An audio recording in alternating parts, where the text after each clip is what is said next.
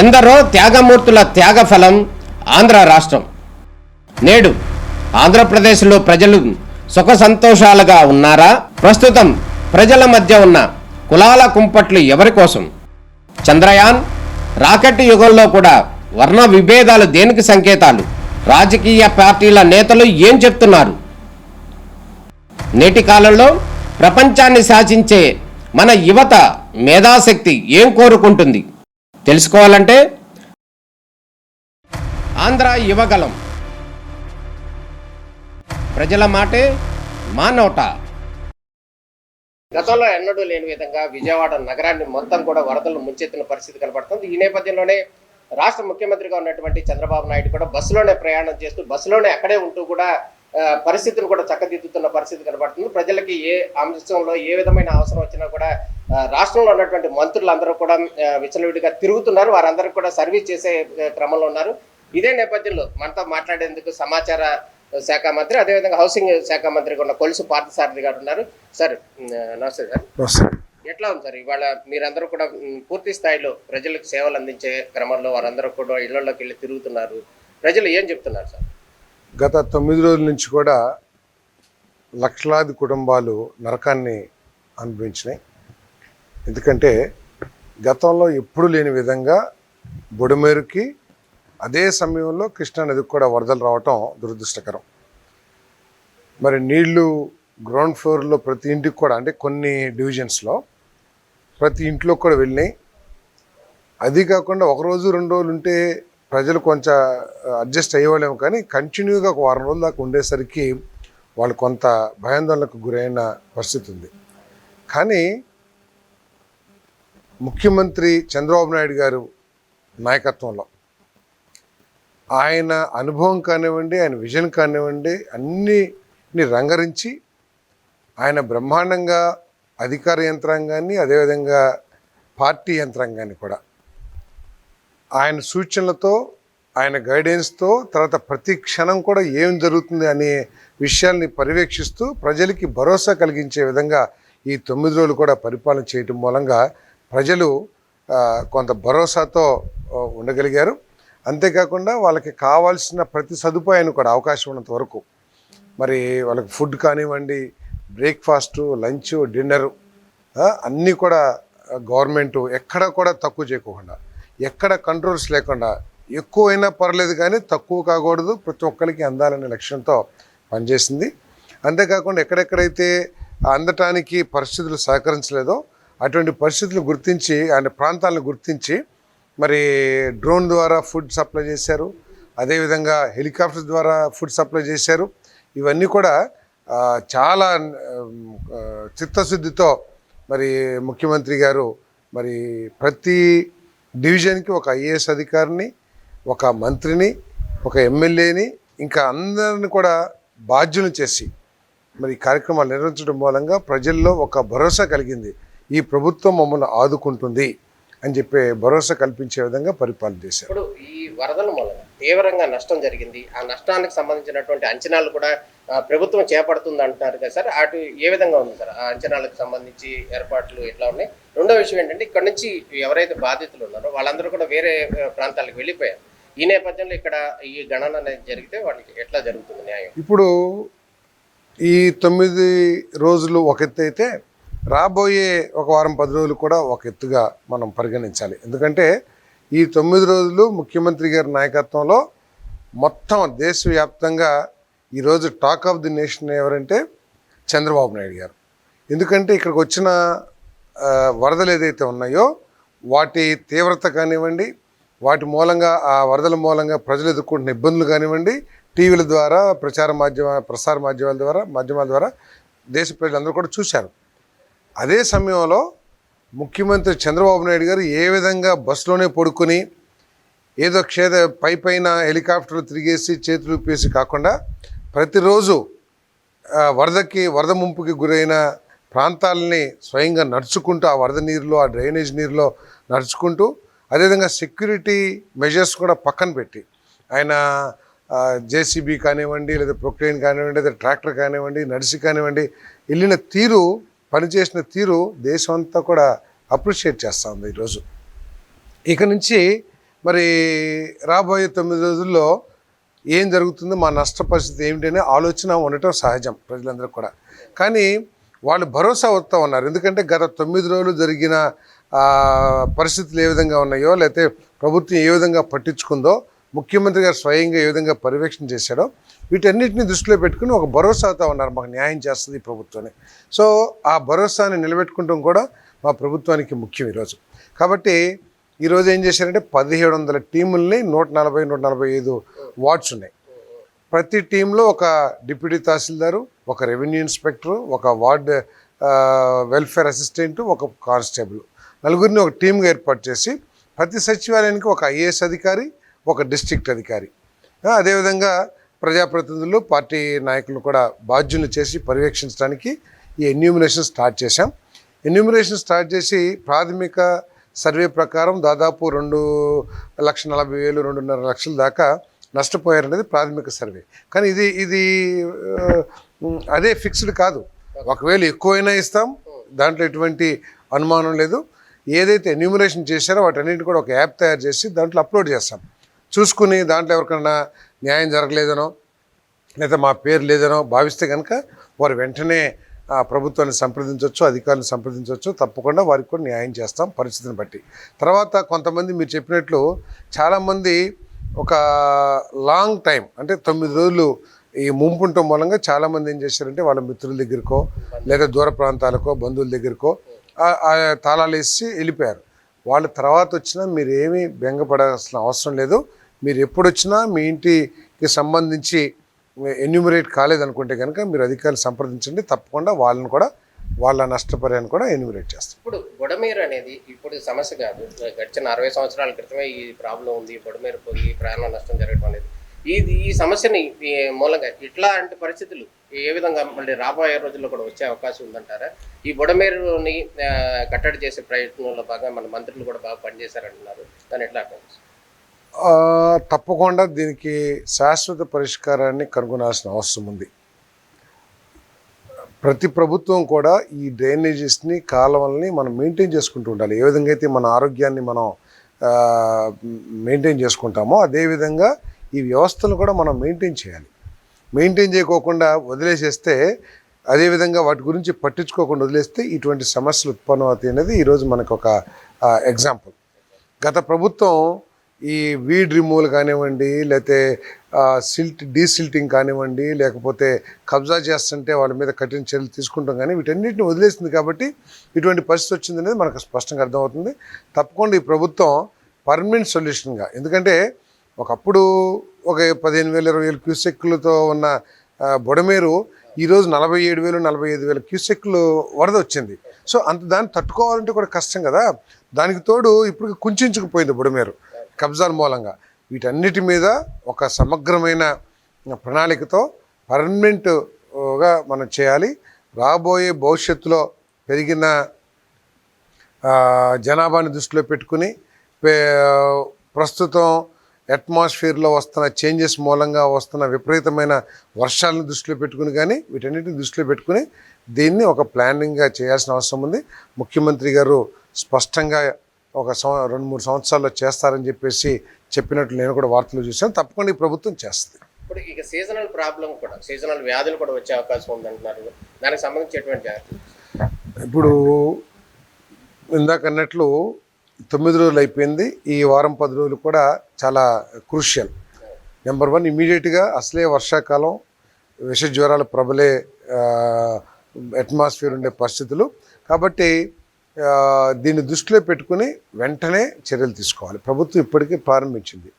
రాష్ట్ర వ్యాప్తంగా 4,000 మంది పారిశుద్ధ్య కార్మికులు తీసుకురావడం కానివ్వండి, లేకపోతే లోకల్గా ఎంగేజ్ చేయటం కానివ్వండి, వాళ్ళందరినీ అన్ని వార్డ్స్లో కూడా క్లీనింగ్ కోసం పెట్టారు. దానికి తోడు ఈ మన వెహికల్స్ ఏదైతే ఉంటాయో వాటిని తీసుకొచ్చి ఇల్లు కూడా కడిగిస్తున్నారు. క్లీనింగ్ అసలు ఎప్పుడు కూడా మనం వినలా. ఏదో రోడ్లు క్లీన్ చేసేవాళ్ళు, లేకపోతే ఊడ్చేవాళ్ళు, అసలు ఈ వర్షం ఆగిపోగానే ఎవరి దారి నన్ను వెళ్ళిపోయేవాళ్ళు. కానీ ముఖ్యమంత్రి గారు ఆ విధంగా చేయకోకుండా ఈ మన లారీ గంటల కారు అంటాం, ఫైర్ వెహికల్స్, ఆ వెహికల్స్ ఫైర్ ఇంజిన్స్ని తీసుకొచ్చి మొత్తం ఇళ్లలో కడిగిస్తున్నారు. నాకు పొద్దున నేను ఇక్కడ కృష్ణలంకి వెళ్తే ఒక ఆమె చెప్పింది, వాళ్ళు వచ్చి మా ఇల్లు శుభ్రంగా కడిగారండి, లేదు మేము కడుక్కుంటాం మాకు ఇవ్వండి అది పట్టుకుంటాం అంటే కూడా వాళ్ళు ఇవ్వకోకుండా వాళ్ళే శుభ్రంగా కడిగి మా ఇల్లంతా శుభ్రం చేశారు. సో అదొకటి చేస్తున్నారు. అంతేకాకుండా తర్వాత ఈ బ్లీచింగ్ పౌడర్ కానీ కెమికల్ స్ప్రేయింగ్ కానీ వీటి మీద అత్యంత శ్రద్ధ వహించి వాటిని కూడా చేస్తూ ఉన్నారు. అదేవిధంగా మెడికల్ క్యాంప్స్ కూడా ఎక్కడ కావాలంటే అక్కడ ఏర్పాటు చేస్తూ ఉన్నారు. మందులు కిట్లు కూడా ప్రతి ఒక్కరికి అందించే కార్యక్రమం చేస్తాం. దాన్ని పూర్తిగా పర్యవేక్షిస్తుంది. ఇప్పుడు ఇంకోటి కృష్ణలంక ఈ వరదల ఎఫెక్ట్ కాకుండా కాపాడింది ఆ వాల్ ఏదైతే ఉందో ఆ వాళ్ళు టీడీపీ గవర్నమెంట్ కట్టిందని తర్వాత వైసీపీ వాళ్ళు కట్టారని అది ఒక వర్షం నడుస్తుంది. ఆ వాల్ని పులిపాక వరకు కూడా ఎక్స్టెన్షన్ చేస్తే దాదాపు 2 లక్షల మంది ఉన్నారు జనాలు, వాళ్ళకు కూడా బెనిఫిట్ అవుతుందని అంటున్నారు. అటువంటి ప్రతిపాదన ఏమైనా ఉందా సార్? తప్పకుండా ఇప్పుడు ఆలోచన చేస్తారు. అప్పుడు 2011-12లో యనమల కుదురు దగ్గర నుంచి కృష్ణలంకలో కొంత భాగం వరకు అప్పుడు శాంక్షన్ చేయడం జరిగింది. చంద్రబాబు నాయుడు గారు దానికి కావాల్సిన నిధులు ఏర్పాటు చేసి దాని నిర్మాణం పూర్తి చేశారు. తర్వాత వచ్చిన భాగం తర్వాత ప్రభుత్వం చేసింది. అటు పులిపాక సైడ్ కూడా కట్టినట్లయితే ఇప్పుడు అక్కడంతా కూడా గృహ సముదాయాలు బాగా పెరిగిపోయినాయి. తప్పకుండా వాళ్ళు కట్టాల్సిన అవసరం ఉంది. ఉన్నారు 2 లక్షల మంది కాకపోయినా బాగానే ఉంటారు. వాళ్ళందరూ కూడా సేఫ్టీ కోసం అక్కడ కూడా వాల్ కట్టాల్సిన ఆలోచన చేయాలి. తప్పకుండా ముఖ్యమంత్రి గారి దృష్టికి తీసుకువెళ్తాను. ఎందుకంటే నేను ఇంతకుముందు ఆ ప్రాంతానికి రిప్రజెంటేషన్ చేశా కాబట్టి దాని గురించి పూర్తి అవగాహన ఉంది. నేను తప్పకుండా తీసుకు. అదేవిధంగా ఇప్పుడు ప్రకాశం బ్యారేజ్ని డ్యామేజ్ చేశారు. కొన్ని పడవలు వచ్చి అదృశ్యమైన పడవలు వచ్చి డ్యామేజ్ చేశారు. ఈ డ్యామేజ్ వెనకాల వైసీపీ కుట్ర ఉందంటూ కూడా కొన్ని ఆరోపణలు వస్తున్నాయి. కొంతమంది మీద కూడా కేసులు బుక్ చేస్తారంటున్నారు. అది నిజమేనా సార్? అది ఏమనుకోవాలి? డ్యామేజ్ జరిగిన మాట వాస్తవం. 4 ఇసుకతో నిండిన బోట్లు అనుకుంటాను నాకు తెలిసి. అంటే ఇసుకతో నిండిందంటే అది వెయిట్ ఉంటుంది. సో అవి వచ్చి గేట్లను స్పీడ్లో ఆ వాటర్ ఫోర్స్లో, ఎందుకంటే వరద ఉన్నప్పుడు ఎంత ఫోర్స్తో వస్తుందో మీకు తెలుసు, ఆ స్పీడ్లో వచ్చి గేట్లని హిట్ చేసినప్పుడు ఢీ కొట్టినప్పుడు గ్యారంటీగా డ్యామేజ్ అవుతాయి గేట్లు. ఇప్పుడు సమస్య ఏమిటంటే వచ్చిన 5 బోట్లలో 4 బోట్లకి వైఎస్ఆర్సీపీ కలర్స్, వాళ్ళ ఫ్లాగ్ కలర్స్ ఏదైతే ఉన్నాయో ఆ కలర్లు వేస్తున్నాయి. మరిది అదృష్టకమా లేకపోతే ఉద్దేశపూర్వకంగా జరిగిందా ఏంటనేది ఎంక్వైరీ చేయాల్సిన అవసరం ఉంది. మరి వాళ్ళ హిస్టరీ చూసినట్లయితే మరి వ్యక్తిగత ద్వేషాలు, వ్యక్తిగత దాడులు, వ్యక్తిగత ఇబ్బంది పెట్టే ఆలోచన సరని ఫిలాసఫీ మనం చూసాం గత 5 సంవత్సరాల్లో. కాబట్టి దీని మీద ఎంక్వైరీ చేయాలి. ఒకవేళ అది వాస్తవం అయితే అది క్షమించరాని నేరం. ఎందుకంటే ఏదైనా రాజకీయంగా ఎన్నేం చేసుకోవచ్చు, కానీ బురదల్లే రాజకీయాలు ఇటువంటి పరిస్థితుల్లో ఉపద్రవం వచ్చినప్పుడు అందరం కూడా ప్రజలు కోసం పనిచేయాలి తప్పితే తెలుగుదేశంకి మంచి పేరు వచ్చేస్తుంది, ముఖ్యమంత్రి గారు 24 గంటలు అక్కడే పడుకుని సేవ చేస్తున్నారు కాబట్టి ఆయనకి ఎక్కడ మంచి పేరు వస్తుందో అని లక్ష్యంతో బురదల్లే కార్యక్రమాలు చేస్తే అది నీచం. తర్వాత అది ఖండించాల్సిన విషయం. ఒకవేళ ఈ బోట్లు కనుక అది చేస్తే అది అసలు నిజమైనట్లయితే ఆ పార్టీకి ప్రజా జీవితంలో ఉండే అర్హత కూడా ఉండదు. కాబట్టి ఎంక్వైరీ చేయాలి. జరిగిన మాట వాస్తవం. సో దాంట్లో 4 పడవలకి వైఎస్ఆర్ కాంగ్రెస్ పార్టీ రంగులు ఉండటం కూడా వాస్తవం. కాబట్టి ఎంక్వైరీ చేస్తారు. సరే పేర్లు అన్నీ నాకు తెలీదు. కాబట్టి అవకాశం ఉంది కాబట్టి దాని మీద ఎంక్వైరీ చేసి తగు చర్యలు తీసుకుంటారు. అదేవిధంగా ఇప్పుడు నిరంతరంగా రాత్రి కూడా చంద్రబాబు నాయుడు గారు కష్టపడుతున్నాడు, చూస్తున్నారు జనాలు.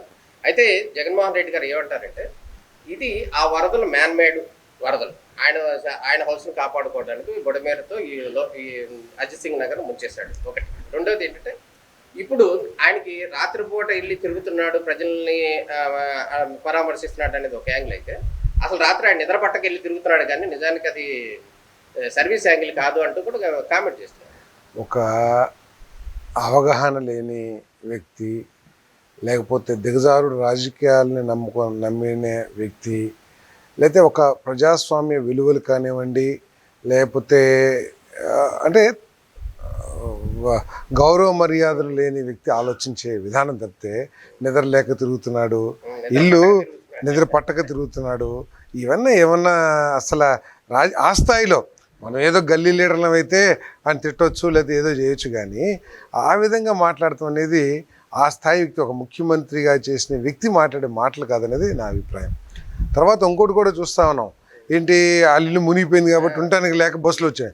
ఒకవేళ ముఖ్యమంత్రి గారు అనుకుంటే ఎన్ని 5 స్టార్ హోటల్స్ లేవు, ఆయన కావాలనుకుంటే 2 ఫ్లోర్లే ఖాళీ చేసేసి ఆయనకి ఆయన సిబ్బందికి ఇస్తారు కదా, అది ఉండొచ్చు కదా ప్రభుత్వ ధనంతో కూడా, లేదా సొంత ధనంతో అయినా ఉండొచ్చు, సొంత సొమ్ముతో అయినా. సో అవేమీ లేకోకుండా ఒక పార్టీ ఒక ప్రభుత్వ ఆఫీస్లోనే నివాసం ఏర్పాటు చేసుకుంటే దాని యొక్క ఇప్పుడు మనం కొన్ని పనులు చేస్తాం ఎందుకు, దాన్ని ఫోకస్ కోసం, మన చిత్తశుద్ధి ఏమిటి అని బయటపడాలి, మన ఇంటెన్షన్స్ ఏంటి అని మనం బయటపడాలి. కాబట్టి మనం అక్కడ పడుకుంటే ఏంటి, యంత్రాంగం ఉత్తేజించబడుతుంది, పని చేస్తారు కదా. అబ్బో ఆయన సీరియస్గా ఉన్నారు, ఇప్పుడు నేను ఏదైనా పని మీద అనుకోండి, నాకు అమ్మో మా ముఖ్యమంత్రి గారు అట్లా ఉంటే నేనేంటి పరిగెత్తాలని ఒక ఆలోచన వస్తుంది కదా. ఆయన ఇక్కడ 5 స్టార్లు ఉన్నా అనుకోండి, నేనేదో 2 స్టార్లు ఉంటాను. ఆయన వార్డులో తిరుగుతున్నాను అనుకోండి, నేను ఉండగలనా, అధికారులు ఉండగలరా? సో ఆ విధంగా ఆలోచించాలి కానీ ఈ విధంగా దిగజారి మాట్లాడుతున్నది కరెక్ట్ కాదు. తర్వాత మ్యాన్ మేడ్ అన్నారు. అసలు మ్యాన్ మేడ్ అంటే ఒక విధంగా ఆయన మూలంగా జరిగింది. ఆ మ్యాన్ మేడ్లో మ్యాన్ ఎవరంటే జగన్మోహన్ రెడ్డి గారు అని అనాలి. ఎందుకంటే 5 సంవత్సరాలు ఈ ఇరిగేషను డ్రైనేజ్ వ్యవస్థను పూర్తిగా గాలికి వదిలేశారు. చెప్పమనండి బడ్జెట్ ఎంత ఖర్చు పెట్టారో. 5 సంవత్సరాల్లో డ్రైనేజీ వ్యవస్థ కోసం కానీ ఇది ప్రాజెక్టులు వదిలేసేయండి, ఇది పోలవరం అవి కూడా వాటి స్టోరీ వాటికుంది. ప్రాజెక్టులు వదిలేసేయండి, ఏదైతే ఉన్న వ్యవస్థ ఉందో ఇరిగేషన్ వ్యవస్థ, డ్రైనేజ్ వ్యవస్థ, దాని మెయింటెనెన్స్ కోసం ఎంత ఖర్చు పెట్టారో చెప్పండి. మరి ఖర్చు పెట్టకపోతే ఏమవుతుంది? ఇప్పుడు మనం ఇల్లు శుభ్రం చేసుకోవడానికి బూజు పట్టిద్ది, బూజు తర్వాత పురుగులు వస్తాయి, పురుగులు వచ్చిన తర్వాత రోగాలు వస్తాయి, ఇవన్నీ మామూలే. కాబట్టి నువ్వు కనుక ఆ వ్యవస్థని శుభ్రంగా చేసినట్లయితే ఇంత పరిస్థితి వచ్చేది కాదు.